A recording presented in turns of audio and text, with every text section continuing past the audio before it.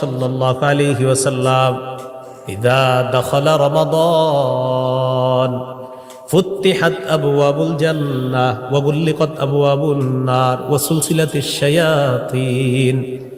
রমজানের প্রথম রাত যখন শুরু হয় জান্নাতের সবগুলা দরজা খুলে দেওয়া হয়, জাহান্নামের সবগুলা দরজা বন্ধ করে দেওয়া হয়।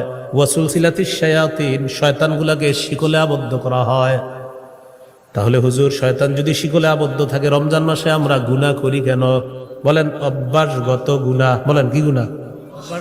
রমজানে গুনাহ কেন করি? অভ্যাসগত। ওই যে 11 মাস অভ্যাস হয়ে গেছে, এটা গুনাহ করে রমজানে। রিমোটটা রমজান মাসে হাতে নেয়, নিয়ে টেলিভিশনটা ছাড়ে, পরে মনে পড়ে ইন্দালিল্লাহ রমজান মাস। ওই অভ্যাসগত প্রতিদিন রিমোট ওই টাইমে হাতে নিতেন, রমজান মাসে হাতে নিয়ে নিয়েছেন, পরে মনে পড়ছে রমজান, হ্যাঁ লা হাওলা ওয়ালা কুওয়াতা ইল্লা বিল্লাহ রেখে দেব। তাহলে এটা কি গুনাহ? অভ্যাসগত।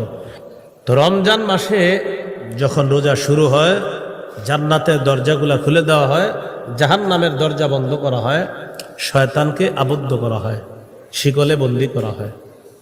এই হলো রমজান মাস।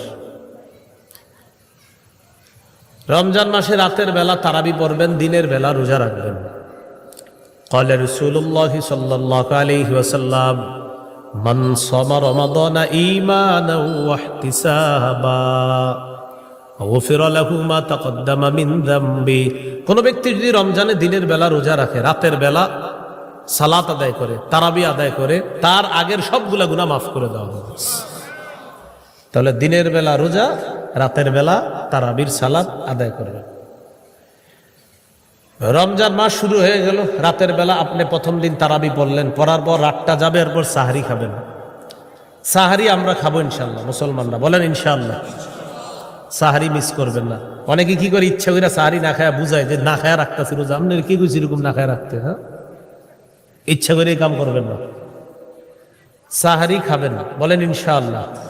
হ্যাঁ, সাহারি খেতে হবে। কেন সাহারি খাবো? ক্বালা রাসূলুল্লাহ সাল্লাল্লাহু আলাইহি ওয়াসাল্লাম তাসাহহারু ফাইন্না ফিস সাহুরি বারাকা। তোমরা সাহারি খাও, সাহারির মধ্যে বরকত আছে। সুবহানাল্লাহ, বলেন সাহারিতে কি আছে?